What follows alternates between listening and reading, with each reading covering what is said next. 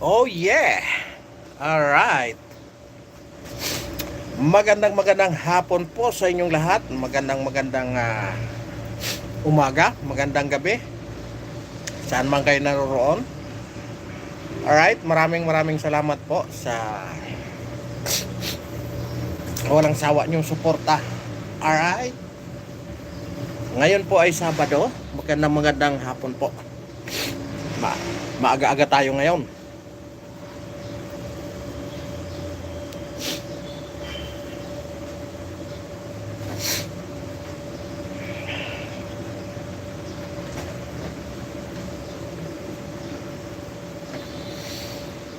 Alright, magandang hapon po sa inyong lahat. At mega love shoutout po. Ayan, bago tayo magsimula, mag-shoutout muna tayo. Alright? Sa gustong magpa-shoutout po ay mag-comment na lang po kayo dyan para ma-shoutout ko po kayo. Ayan, mega love shoutout po kay Mami Mercy Kalunod. Alright? Mega love shoutout din kay Audrey Nicole. Ayan, mega love shoutout po. At mega love shoutout din kay G. Chang Wok. Ayan. Kay Kagawad Antonihan. Ayan, mega love shoutout. Kay Nani Sanchez Vlog. Mega love shoutout. At kay Biyaheng Brankel Sam. Ayan, mega love shoutout po sa inyong lahat. Magandang hapon po. At kay Rachel Rosalyn Mingarin. Ayan, mega love shoutout po sa inyong lahat. Magandang hapon po. At kay Ma'am Analisa, yan ng Malaysia, mega love shoutout po. At kay Paul Donisa Official, mega love shoutout. Kay Ma'am Rosalina. Ayan, mega love shoutout po sa inyong lahat. Magandang hapon po at mapagpalang araw po sa inyong lahat. At yawn. At sa lahat ng ating nararating ng live na ito, magandang hapon po sa inyong lahat. Mega love shoutout po. Ayan. Kita nyo naman po ang title natin, ano. Ayan. Ayan, ang ating pong pag-usapan ngayon ay yung pagtakas. Pagtakas talaga yan, no? Ayan. Punta ng Canada ng Pangulo. Ng Pangulong Marcos. Ayan, kung saan bumisita po siya sa Canada. Ayan, nagsisigawan nga yung iba na wag nang bumalik. Siyempre, uuwi pa rin yan. Ang kaso, pagdating doon sa Canada, inulan siya ng protesta kung saan pinapalayas po ang Pangulo. Nakakaya naman yon na Pangulo ka ng Pilipinas, tapos pagdating mo doon sa bansa, sa halip na palakpakan ka ng mga Pilipino doon sa Canada, kung hindi, pinapalayas pa siya. Nakakaya naman yon, diba? At ang masakit doon, itong si Auntie Claire. Ayan po, ang post ni MP Miko Pugay. Ayan o. Post po ni Miko Pugay doon sa Canada. Ayan, basahin ko po yung kanyang mahaba itong niya. Pakita ko muna sa inyo yung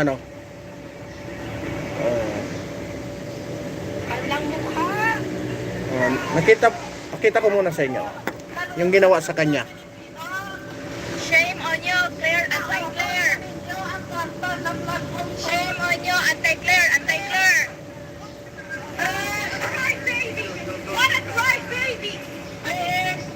Bring the money to the Filipino people.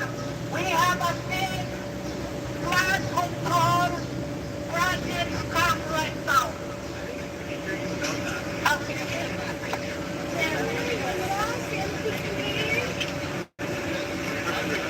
Kapal ng mukha. Ayan, oh, kapal daw ng mukha.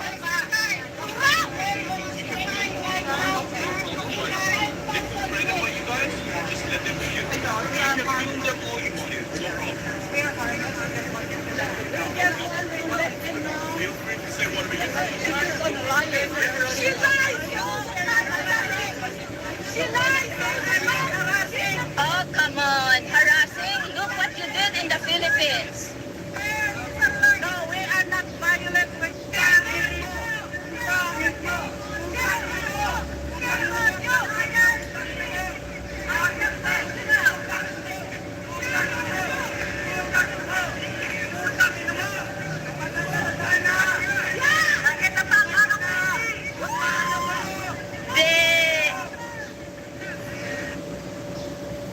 Eh, kita nyo yun? Sa kagustuhan niya sanang magpasikat doon sa Canada. Kaya pumunta siya doon sa ano? Kaya pumunta siya doon sa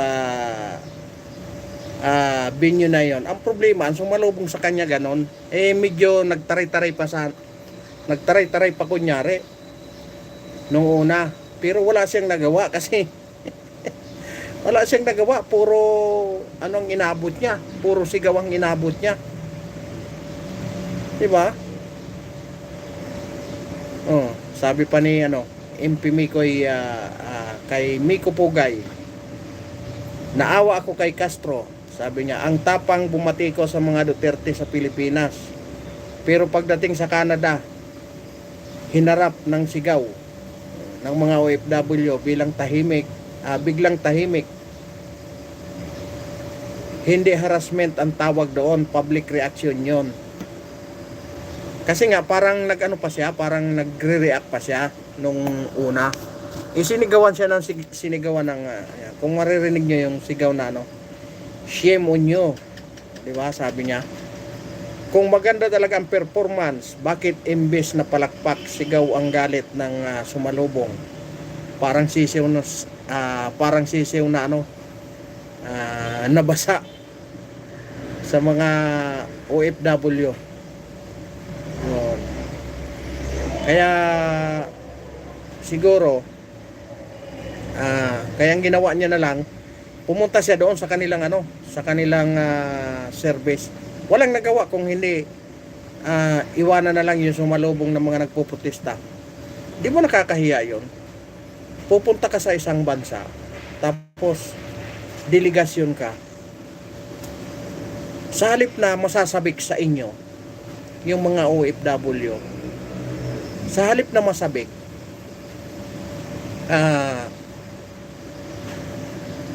protesta pa ang sumalubong sa inyo. 'Di ba?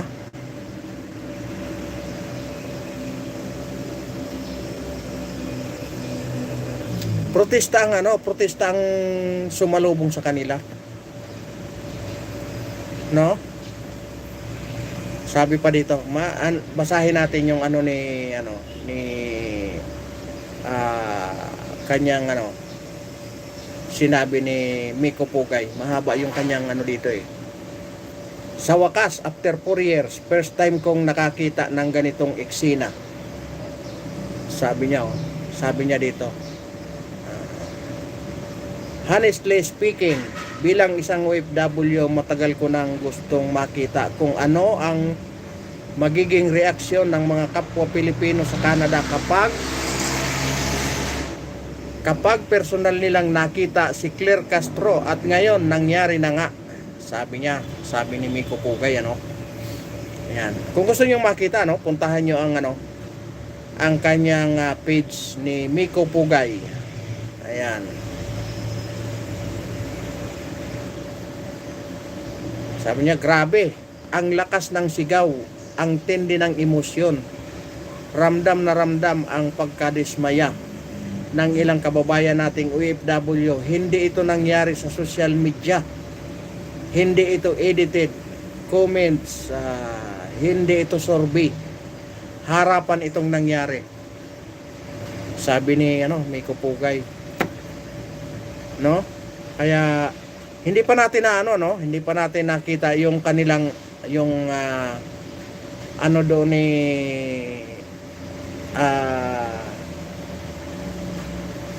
ni Claire Castro.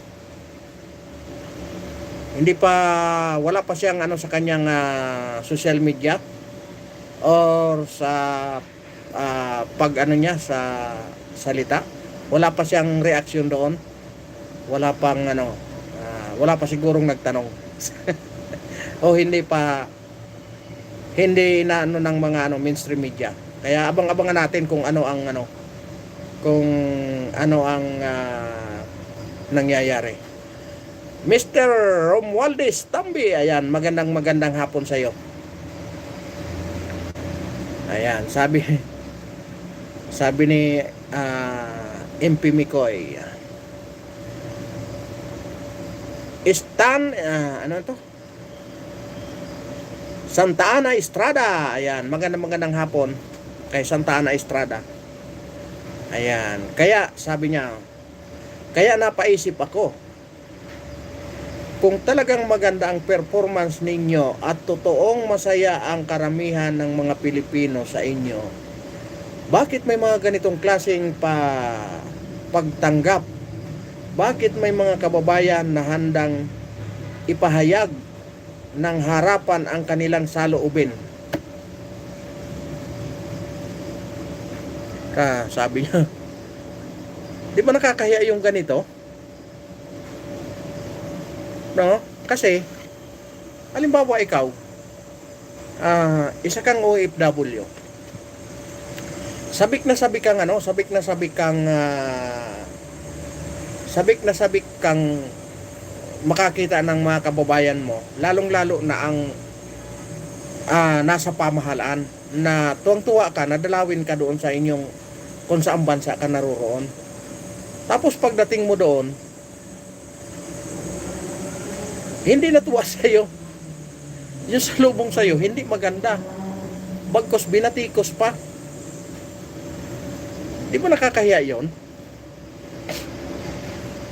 Kasi, sa halip na sabihin ang totoo ng pamahalaan na ito, wala, puro optics ang nangyayari. No? Diyan mo makikita na ang mga Pilipino nananahimik lang sila, lalong-lalo na yung mga OFW. Tahimik na tahimik sila. Lumalabas ang kanilang sama ng loob pag ganito ang nangyayari, na pumupunta sila. Kasi nga, yung mga yan, mga busy sa trabaho yun, lalong-lalo ng Canada, mga yan dyan. Busy sa trabaho ang mga mga OFW. Yung iba dyan pagkatapos ng kanilang trabaho sa 8 oras, yung iba niyan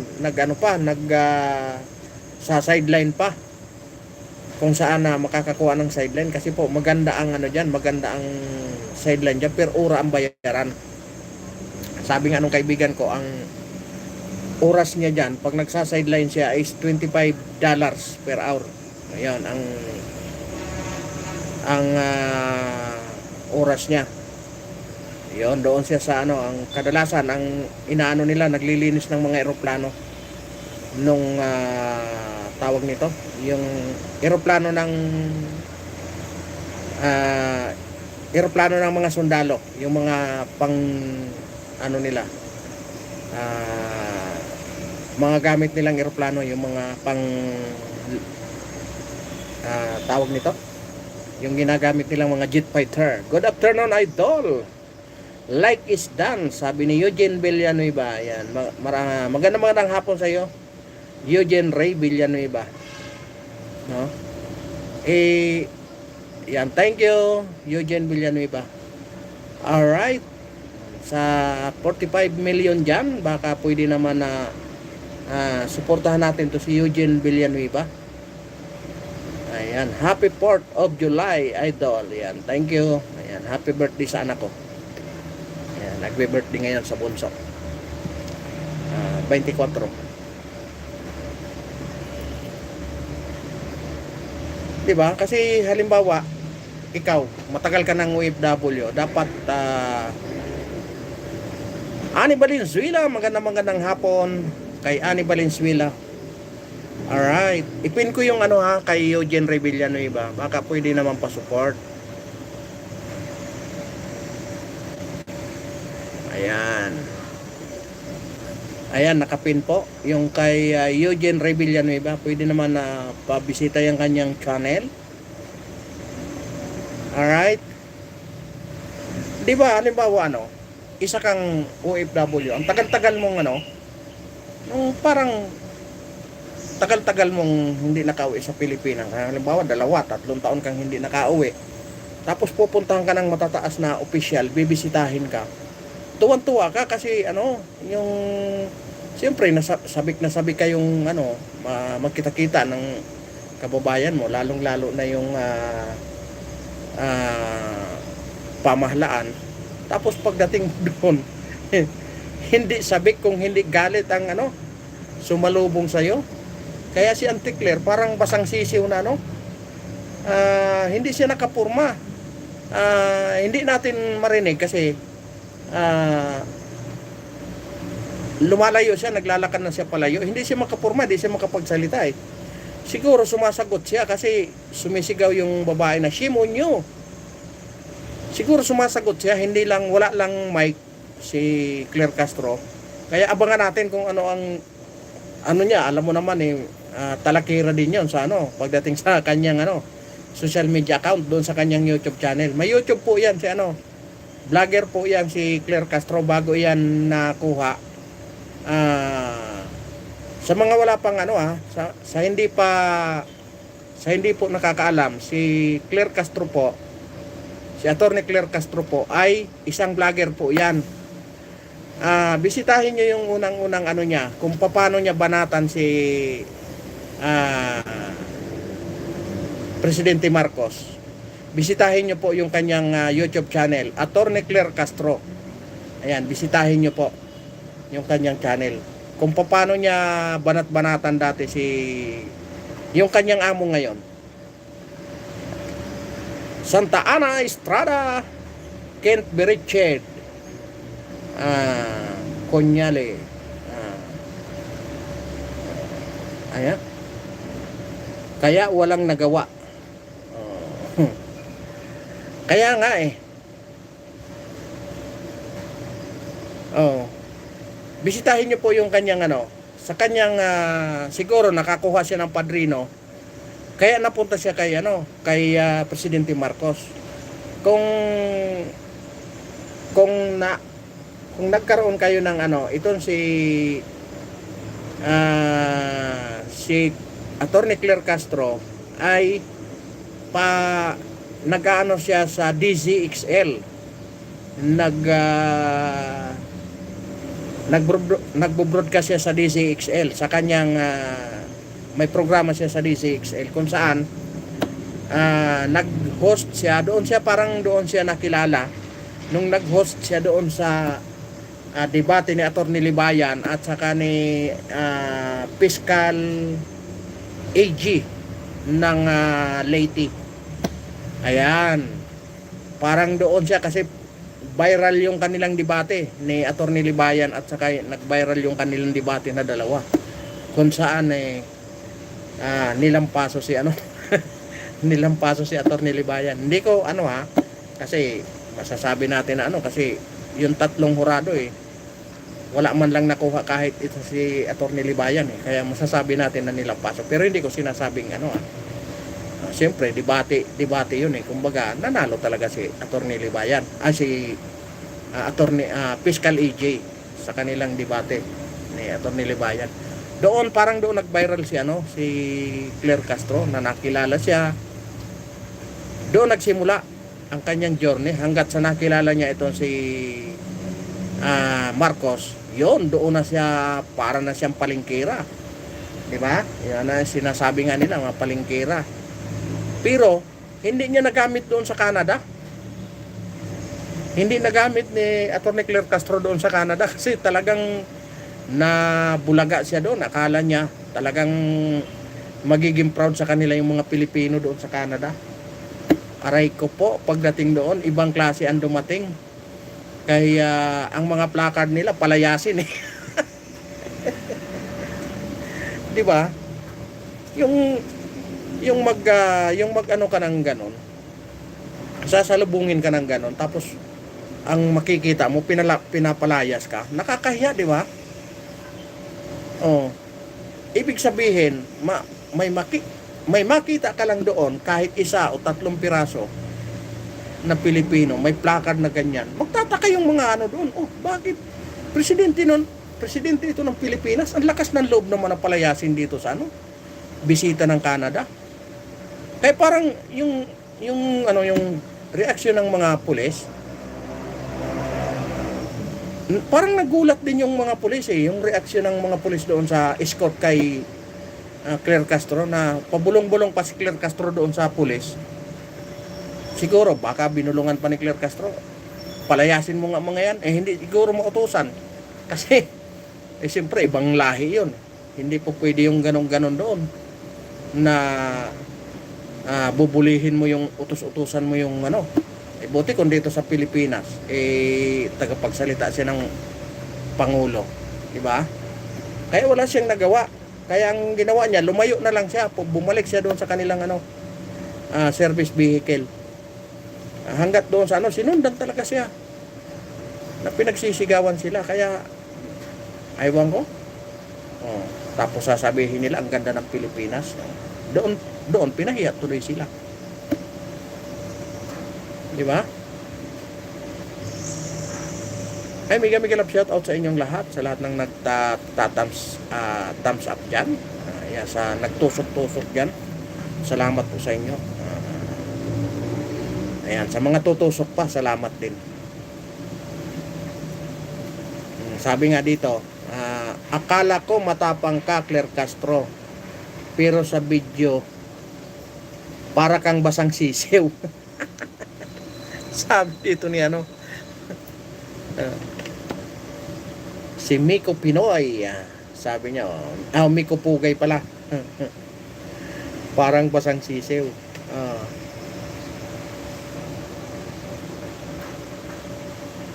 Tapos sabi niya, ang pinakamahirap na kritisismo ay hindi yung mababasa mo sa Facebook. Ang pinakamabigat ay yung maririnig mo ng harapan mula sa mismong mga Pilipinong matagal nang nagtatrabaho at nagsasakripisyo sa ibang bansa. Totoo naman, mabigat itong mga ni Miko Pugay, kasi grabe ang hirap niyan doon. Unang-unang dinaranas kasi ng mga OFW. Malayo sa kanilang pamilya. Kumbaga, isang stress na 'yun para sa kanila, sa mga OFW, di ba? Stress 'yung para sa kanila. Pangalawa, yung pangalawang iniisip nila, kung ano na ba ang buhay ng kanilang pamilya dito sa Pilipinas. Diba? Maayos na ba nang dahil sa kanyang paglayo para lang sa kanilang pamilya? Tapos, dumagdag pa yung gobyerno na sa halip na makatulong sa kanila, dagdag pa sa pabigat. Kaya siguro, patong-patong na rin yung sama ng loob ng mga OFW. At, yun, sabi niya nga na akala niya daw, pangarap lang na sana mangyari yung mga ganon na tagpo. Pero nangyari. Kaya nagulat siya doon sa mga kaganapan na talagang masabi natin na talagang na ano talaga si Claire Castro.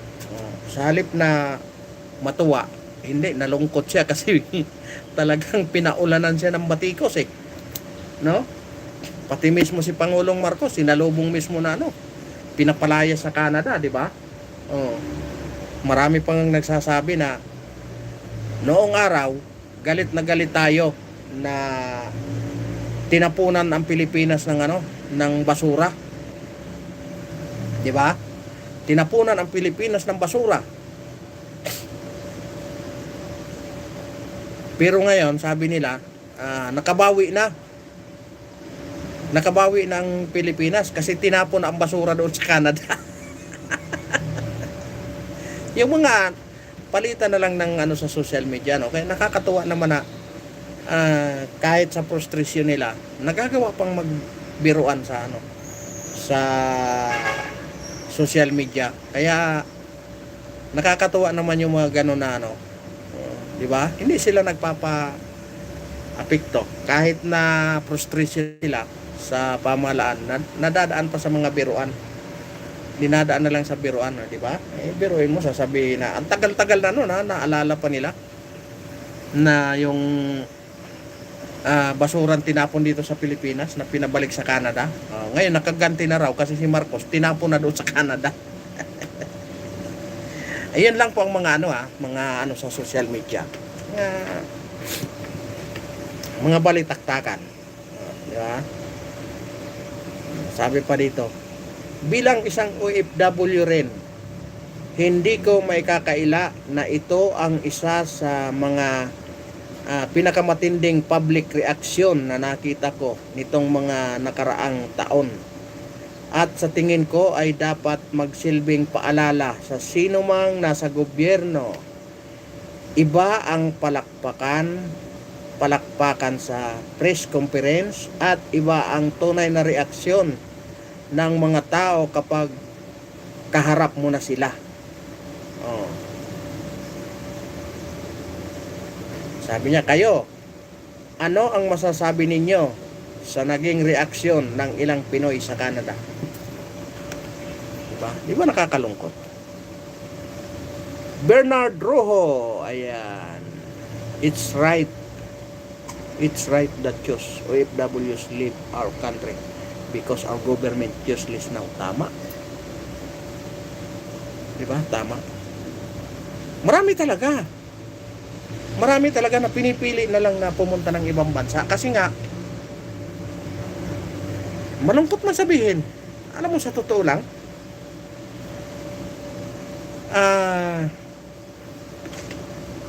magkano ang monthly dito? Ang monthly salary, ang pangkaraniwan magkano? 17,000. Diba? 16. Kulang-kulang 17. Kasi 619. Sa mga nag-uopisina, magkano pinakamalaki? Pag ikaw manager, siguro malaki na yung 35. No? Kasi yung anak ng boss ko, yung bunso sa Department of Finance, magkano lang ang sahod niya doon? Hindi siya manager eh. Sa ano siya? Sa research. Magkano lang ang sahod niya? Bilang starting, magkano lang sahod niya? 45? May mga allowances. Diba? Hindi yun kakayanin. Hirap na hirap ang mga doon. Palakasan pa ng bakir yun. Kaya siya nakapasok ng ganon. Siguro sa 35, aabuti ng mga 70 kasama yung mga allowances.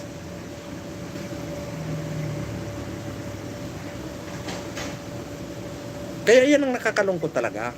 Kaya pinipili na lang na mag-ibang bansa. Kasi pupunta ka ng Taiwan, magkano sa Taiwan? 50. Di ba napakalayo ng diferensya? Kung pangkaraniwang ka lang na pangkaraniwang ka, halimbawa factory worker, magkano lang ang factory worker dito? Minimum. Kung bibilangin mo sa isang buwan, magkano lang yun? 16K, kulang-kulang 17. Siguro ngayon papalo na ng 17 kasi tawag nito, tumaas na, di ba? Sa July 19, 750 na. O papalo na siguro ng 17. Di ba, ang layo pa rin ang diferensya. Yung 17 mo, plus pag mag-Taiwan ka, 55. Kung halimbawa electrician ka, mas mataas ang posisyon mo. Baka sasahod ka ng mga 70. Di ba?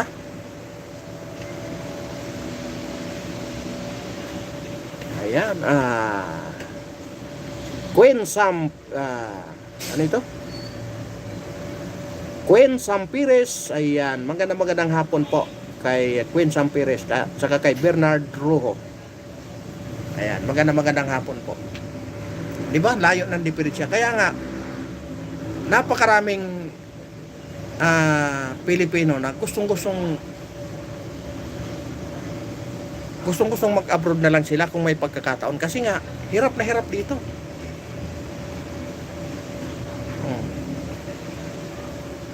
Yung kaibigan ko sa Taiwan, magkano sa kanya? 55. Pangkaraniwan na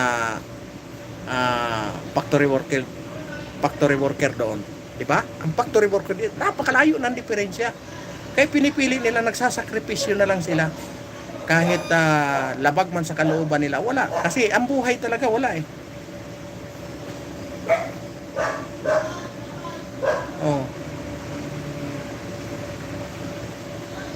Ngayon, palubog pa tayo sa utang. Magkano naman po ang budget ngayon? 7.2 trillion. Magkano na naman ang dinagdag? Samantalang yung budget, hindi pa mapalipaliwanag ng husto yung mga nakaraang taon. Kung saan napunta. Oh. Isipin nyo ito. Puntahan nyo si Dr. Tony Liacion. Idinimanda na rin siya ngayon ng gobyerno kasi lumalaban siya. Kasi itong yung 60 billion na PhilHealth, pinasasauli ng Supreme Court, hindi pa masuli-suli hanggang ngayon. Pati pala itong PDIC,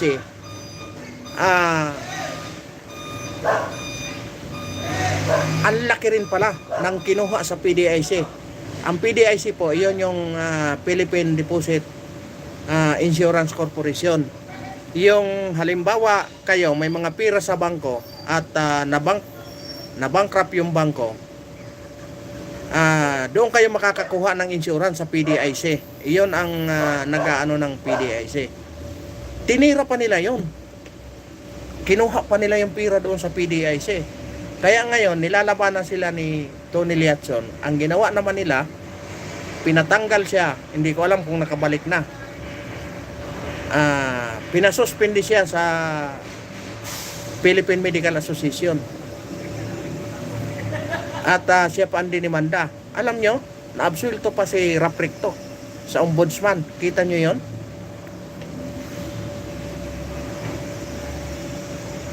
Kaya, wala na, panubog tayo.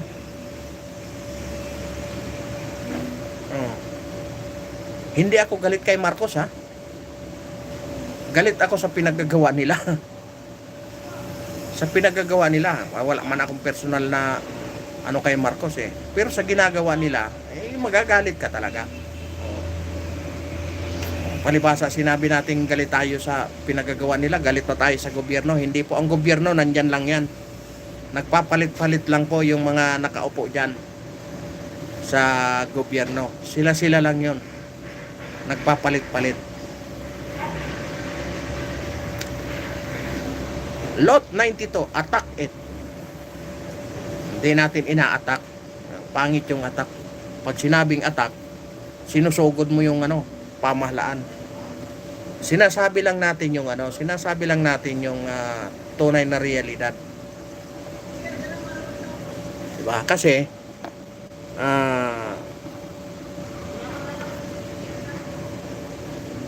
marami na. Tingnan nyo yung ginawa sa Canada.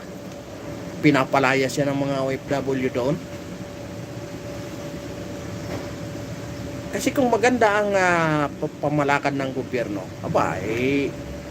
magpapalakpakan sana. Tuwan-tuwa yung mga Pinoy na mga OFW.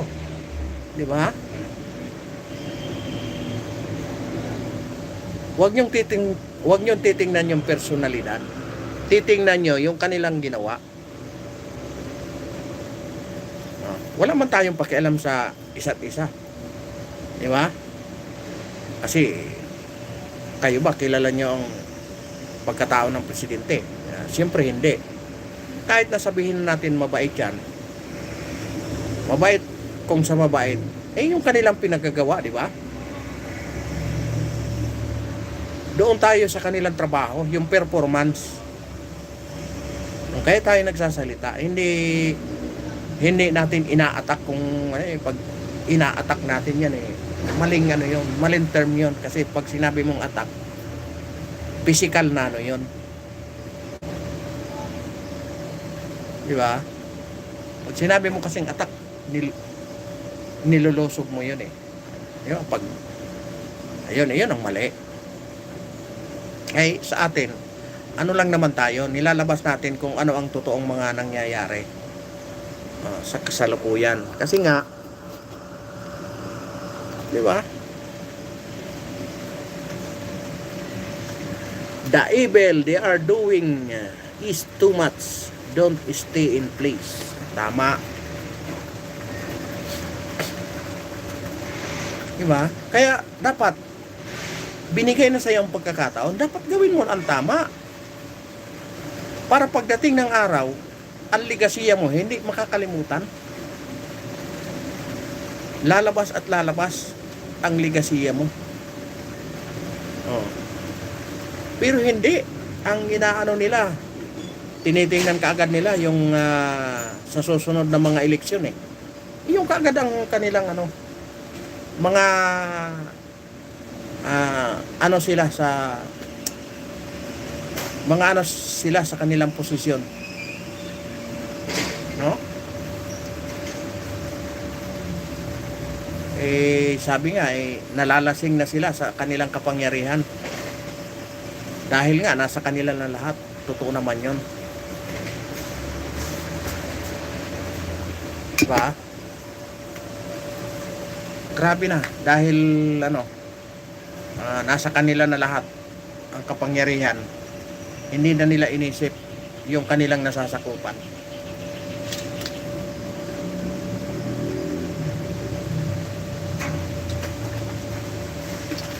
Kaya malungkot na mangyayari ang sa ngayong panahon na ito. Napakahirap na ng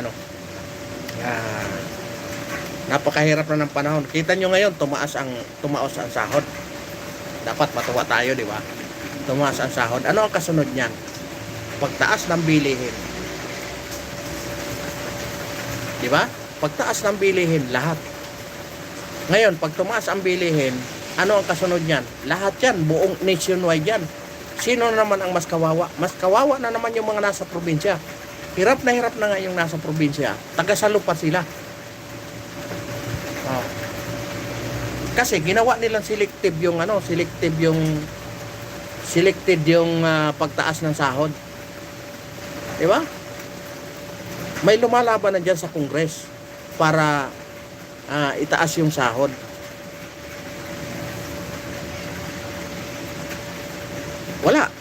Walang sumusuporta. Kawawa naman yung mama, sigaw ng sigaw. Alam niyo, may kaibigan pa akong isang congressman. Nakipag-courtesy call kami sa kanya. Kasi nga, kasama ko yung aking grupo. Kasi nga, gusto ko, kahit papano, yung mga driver ba, napakarami po ng driver sa buong Pilipinas. Napakarami po niyan. Kasi nga, nakita ko ang hirap.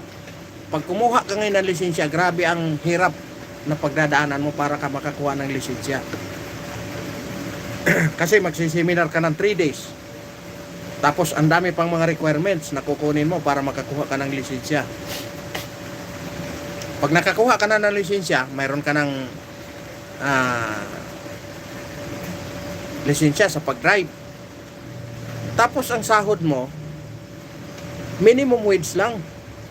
Pag pumunta ka ng, pag umapply ka ng pabrika, di, nagpakahirap ka ha.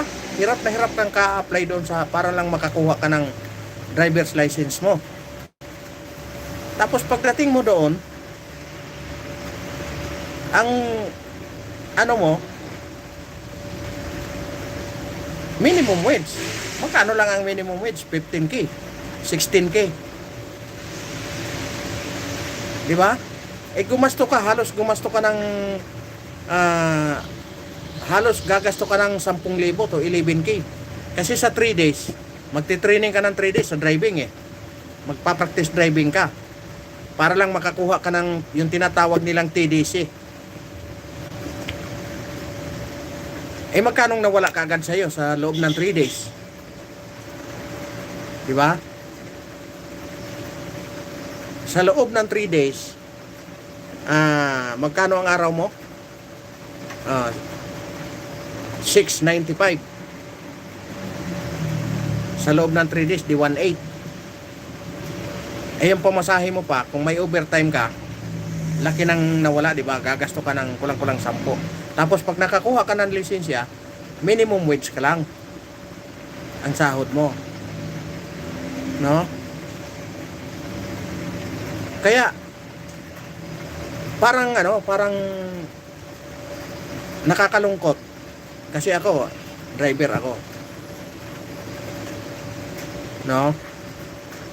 Kaya nung nakipagkita kami sa kaibigan ko na congressman, nung kami nag-courtesy call, sabi ko, baka magawa na rin ang paraan na kahit papano yung professional driver, baka gawin naman na makatuwiran na rin naman ang sahod kasi matagal-tagal na pong matagal-tagal na talagang nilalaban ko yan. Marami ng congressman akong nilapitan. Talagang ang katwiran nila ay isa lang. Masyadong komplikado yung batas. Masyadong komplikado yung batas. Kaya sabi niya, pag-aaralan namin ng husto yan. Eh ang problema, minsan, isang termino lang, natalo na. Minsan, 2 termino, natalo na. Nakakatatlong termino. Walang sumusuporta. Ang hirap. Di ba? Para lang maipaglaban mo yung karapatan mo na, kasi nandoon ka na eh, professional driver ka na eh. Tapos, tinatawag ka professional driver. Tapos yung sahod mo, pang factory worker. Di ba? Saan yung pagka-professional mo doon? Kaya sabi ko, baka po pwedeng napapanahon naman na. Kasi, tingnan nyo, naunahan pa tayo nung kasambahay law. Di ba? Yung mga kasambahay, mayroon ng batas. Oh. Kaya laki sana ng bagay. Ang problema, masyadong tsaka sabay bulong pa sa akin. Malakas ang pressure. Siyempre, malalaking negosyante ka agad yun, masasagasaan. Kaya yun ang kaya sinasabi na napaka-komplikado.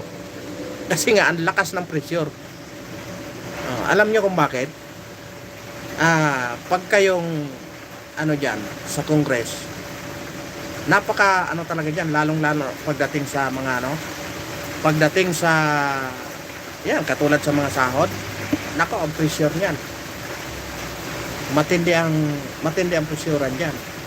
Alam nyo kung bakit? Minsan, yung mga negosyante, iyan ang nagpipinan sa mga congressman para magliwaliw sa iba't ibang bansa. Minsan may mga ganyan. Nangyayari yan. Lalong-lalo na pag may nilalabi sila. Na yung kailangan nila sa kanilang negosyo, kailangan ng gobyerno. Marami yan. Maraming nangyayari yan dyan. Kaya di ba? Magulat-gulat na lang kayo. Yung mga congressman nyo, ang lalaki na ng lupain. Nagsimula lang sa pare-parehas. Alam nyo, may kilala nga ako niyan. Nagsimula siya sa pagka-counselor. Hindi ko nasabihin kung saang lugar. Nagsimula siya sa pagka-councilor. Tapos, naging vice mayor, naging mayor, naging congressman. Ngayon, may inagawan pa ng artista na asawa. Mag-asawa na artista, inagaw pa yung babae. Siguro kilala nyo ito kung mga mahilig kayo sa ano, no? Naging viral pa ito na ng hawak ng wheat packs ng isang celebrity. Kilalang tao, mataas na tao sa lipunan na naging noon siya,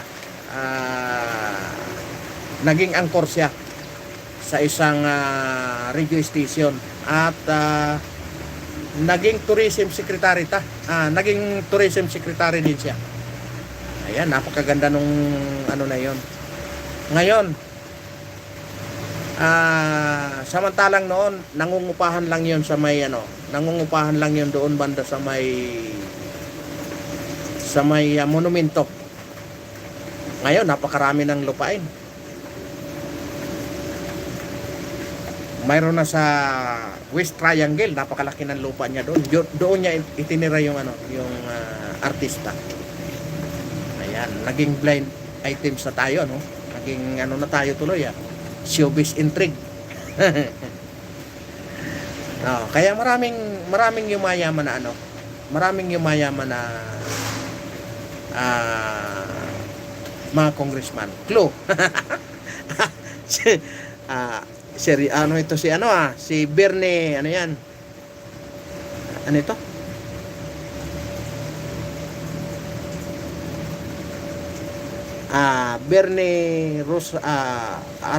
Bernie Aaron Samson. Clue. Boy Bigote. Boy Bigote. Alam mo Bernie Aaron Samson. Nung araw, nung tumakbo siyang councilor, kami ang mga campaign niya. Yan. May kasabay-sabay pa yan dati na kasabay-sabay niya ngayon mayor ngayon yung anak. Kasabay-sabay niya yung tatay. Mga councilor sila dati. At ngayon naglaban-laban na sila. Laban-laban na sila sa politika. Yon. Senator already. Hindi siya naging senador. Hanggang congressman lang. Ang laki ng lupa niyan diyan sa may kahiliran ng dating presidente Aquino. Pero sa loob siya ng subdivision. Ang laki ng lupa niya na nabili diyan. Samantalang noong araw nangungupahan lang niya sa maliit na apartment. Di ba? Pwede naman natin sabihin na kinita niya yun sa kanyang panunungkulan. Pero alam niyo kung magkano ang per square meter diyan? 130,000 per square meter ngayon ang lupa diyan. Ngayon siguro ang lote niya diyan siguro nasa 2,000 square meter something. Laki. Kaya ang talaga diyan pagdating sa mga kaya nga pilit ko talaga noon pa nilalaban kahit yung mga kaibigan ko nang balita. Are you still in position? Wala po akong posisyon. Ngayon may ako. Nasa homeowners po ako.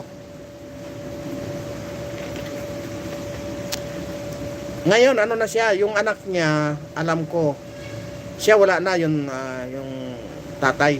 Yung anak niya, alam ko nasa DILG ngayon as undersecretary. Yon.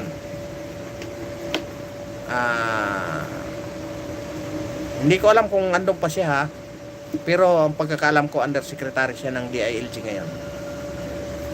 Yung anak, wala namang ano. Yung tatay wala nang posisyon kasi tinalo siya last election eh. Tinalo siya nung anak din nung ano niya, nung katunggali niya sa politika. Ayun ang mga clue. Talagang ano ito si Bernie Bernie Aaron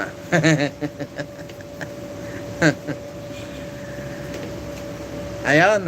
At yun ang ating update. Abang-abangan natin yung ni Claire Castro kung ano ang kanyang, sigurado sasagot yan sa kanyang vlog.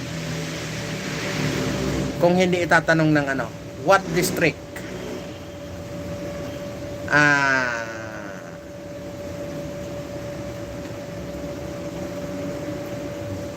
mahuhulaan mo na. Kamanaba. Kamanaba. Bahala ka na dyan sa Kamanaba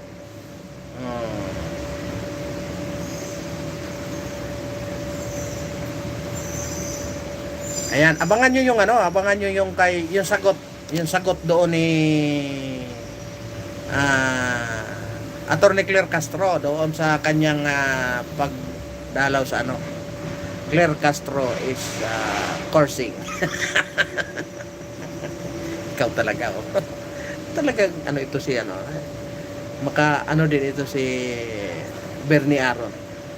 Mga showbiz, mahilig ito sa showbiz si Bernie Aaron. Ayan, basta yung clue ko doon sa Kamanaba.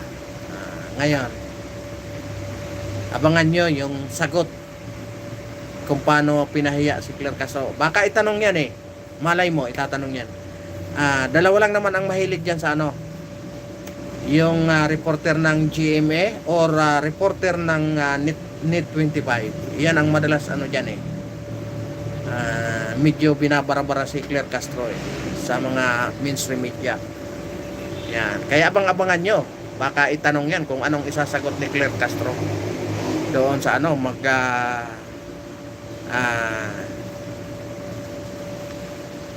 maghaharakiri ba siya sa harap ng media or abangan nyo. Alam nyo, nakakalungkot naman na kahit ganyan ang bilang isang not a fan of showbiz, solid Duterte supporter. Yon talaga naman si Bernie Aaron Samson. Yan, basta solid Duterte supporter tayo. Ngayon, may post si BP Inday Sara, Bernie Aaron Samson. May post si Inday Sara sa isang kabundukan sa Laguna. Alam niyo kung bakit nandoon siya sa kabundukan? Halata man sa mukha. Grabe naman. Ano na naman mukha? Si Saramaw. Ano naman ang mukha? Halata sa mukha.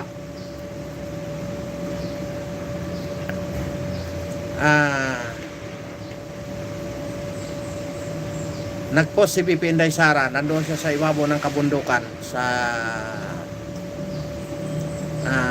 Laguna. Yun, alam nyo na. Kaya kahit anong kaya lahat ng paraan ginagawa nila. Kasi nga pagdating sa strategy, hindi nila kaya si Inday Sara. Alam nyo na, basta mga ganyan na strategy pagdating sa politika. Queen Sam Pires, ayan, mega love shout out.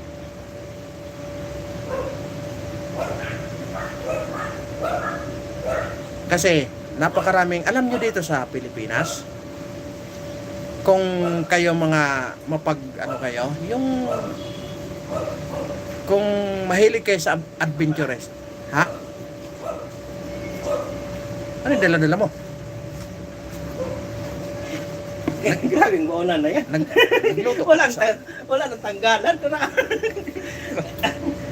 Tanggalin mo pa Ganun din yun. Tama. Naglalagay ka pa sa baunan. We love you, BP Sara. Ayan. Alam nyo yung kung kayo mahilig sa mga adventurous, Dito lang sa dito lang sa, malapit lang sa along Metro Manila lang. Alam nyo,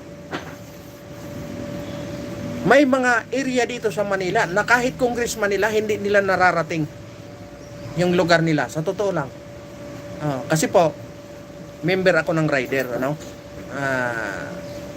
member ako ng rider. May mga lugar na pag kami nagcha-charity, may mga lugar na kausapin mo yung mga tao, congressman mismo nila hindi nakakarating sa lugar nila. Kaya kawawa talaga ang kawawa ang mga Pilipino na hindi talaga nararating ng gobyerno. Marami dito lang malapit sa Metro Manila. Pumunta ka lang ng Infanta Quezon, pumunta ka lang ng Infanta Quezon. Yan, paikot-ikot lang dyan, General Lakar. Pag pumunta ka dyan sa mga sityo, sa mga liblib na barangay, makita mo, kahit congressman nila, hindi sila napupuntahan. Mayroon naman napupuntahan tuwing eleksyon lang. Makita mo talaga, kawawa ang sitwasyon. Hindi nila nakikita eh. Sasabihin nila na mga sinungaling ang sabihin nila na sa kanilang mga barangay, nire-represent nila, karamihan dyan mga sinungaling. Sabihin ko talagang totoo.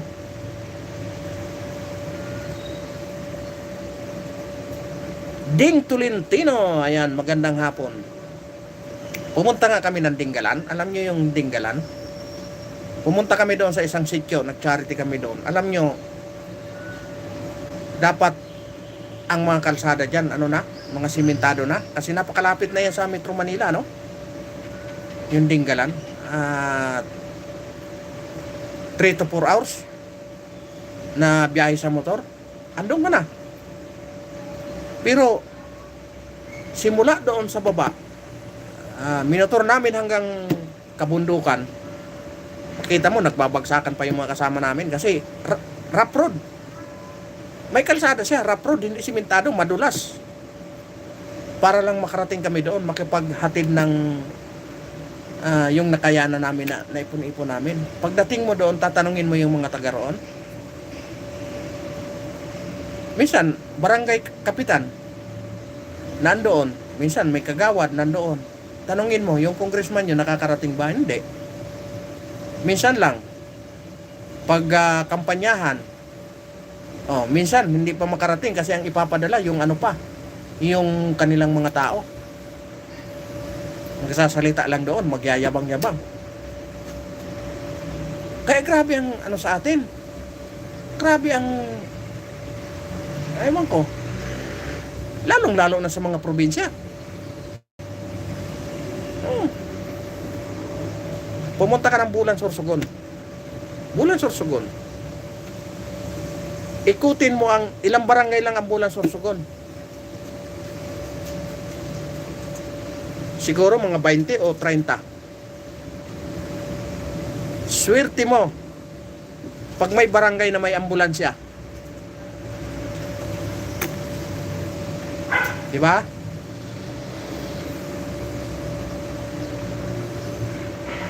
Kaya sasabihin na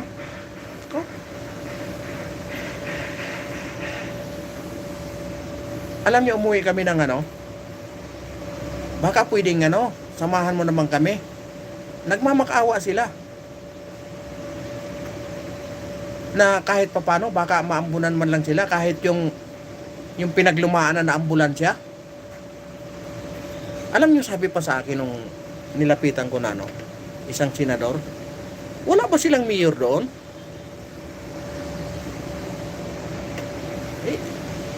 Di ba, ang senador para sa lahat yan, di ba? Kasi Pilipinas yan. Tapos sabihin, hindi bali, gawa ka na lang ng mayroon po silang request. Kaya po, lumapit ako sa inyo. Ito, yung kanilang request. Kahit pinaglumaan man lang. Kasi nagdaan daw ang pandemic. Nagkaroon ng mga emergency cases. Alam mo ang sinasakyan nila? Tricycle. Magmamakaawa pa sa tricycle. Walang ano, as in talaga. Malapit na malapit yan ha, oh. Napakaswerte pag may barangay na may ambulansya. Bulan Sorsogon lang yan ha. Yung iba. Yung ibang mga bayan-bayan.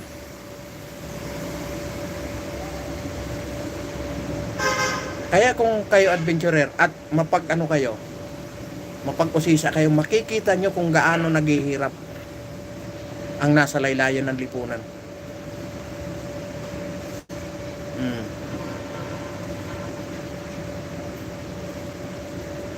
Tapos gaano pa bulagin sila ng mga pangako ng mga congressman. Makikita mo doon ha, ilang taon ng congressman, palit-palit na lang silang pamilya dyan. Pero yung kanilang mga barangay, wala. Di ko inaano ha, baka talagang, baka mamaya, hindi ako galit doon sa mga namumuno doon ha. Kasi baka mamaya, ang binibigay na budget is yung tawag nito, yung binabase doon sa kanilang era, yung kita ng kanilang probinsya. Hindi ko alam ha kung paano ang ano nila dyan, kasi baka mamaya pinagbabasihan yung kanilang budget doon sa kanilang era, wala talagang mangyayari kasi ang Bulan Sorsogon po is hindi pa talaga iisa pa nga lang ang bangko doon sa Bulan Sorsogon. Alam nyo, maaawa kayo doon sa mga mangingisda. Pag buwan ng tamban, alam nyo ang ano doon, tinatapo na lang. Kaya ang ginagawa ko doon sa mga kamag-anakan ko, pagdating ng February, March, yan hanggang April, taghulihan ng tamban yan. Yan ang kabuwanan ng tamban. Makita nyo doon yung isang banyera, minsan 150 na lang ang isang banyera. Samantalang pagmahal, ang tamban minsan abutin niya ng 700 hanggang 750. Minsan nga nag-800 pa yan. Pero pag taghuli na, minsan 150 na lang. Minsan wala nang bumibili, tinatapo na lang doon sa tinatapo na lang yung kaya minsan namamaho doon sa may naman sila, may pantalan. Maganda naman ang pantalan. Pero kulang talaga sa suporta. Masasabi kong kulang sa suporta. Kaya minsan ang ginagawa ko, sabihin ko doon sa bili kayo pag mura na yung bili kayo ng tapos patuyuin nyo. Di ba masarap naman kainin pag tuyo na yung tamban? Malalaki. Minsan 3 daliri yung lalaki ng tamban matataba. Pero minsan sa sobrang dami, hindi na kinakaya. Ibig sabihin, kulang sa suporta sa pamahalaan. Kung paano nila tulungan yung kanilang mga kababayan, paano nila ma-survive. Siyempre gumagasto ng krudo yun, gumagasto ng tripulante, gumagasto ng pagkain sa mga tripulante. Di ba kawawang kawawa? Tapos pagdating doon, bibili na lang ng halos wala nang gustong bumili. Nasasayang. Pasuyo mo sa yun. Pasuyo yun. Uwi na kayo? Hindi mo na kali. Maya ka ba? Ha? Maya pa. Maya pa siguro. Hindi ka pa tinawag? Tapos na. Tapos na? Oo, merinda na daw kami. Ano mo na saan? Yung boss. Anong merienda? Ha? Tinapay. Tinapay. Ano ko ng host? Sige. Kaya dyan mo makikita na yan, inaano ko sa inyo yung mga, kung kayo adventurer, malalaman nyo ang mga nangyayari sa bayan. Diyan mo makikita yung mga magagaling na ano. Makikita nyo sa ano, hindi sa salita. O kaya may mga programa naman.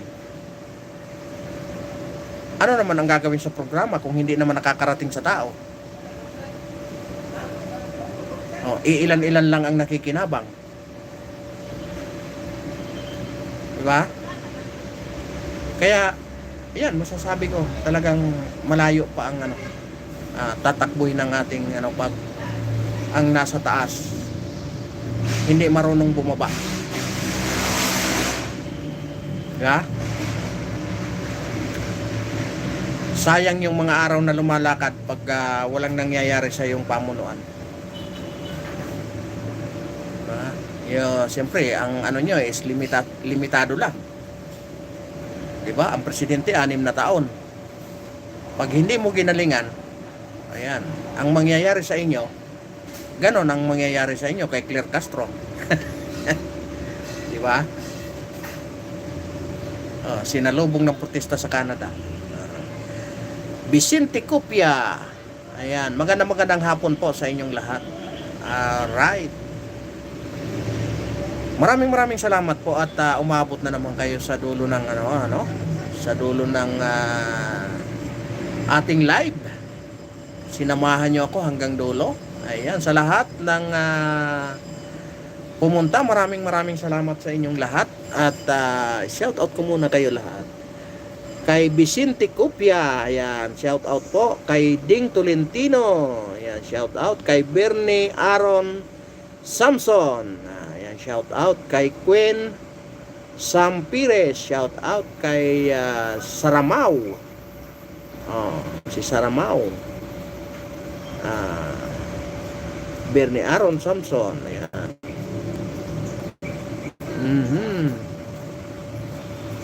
Kay Lot 922, yan, shout out.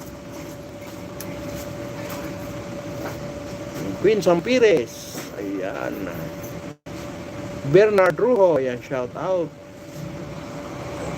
Santa Ana Estrada, shout out. Ani Valenzuela, shout out. At kay Eugene Ray Villanueva, kay Mr. Romualdez Tambi, yan, shout out po sa inyong lahat. Orlando Makilan, CIDG Davao, ayan, magandang hapon po. Kay Rapi, ayan, ano yan? Rupame Bantig, ayan, magandang hapon po sa inyong lahat. Magandang hapon po. Ayan, mapagpalang araw. Right?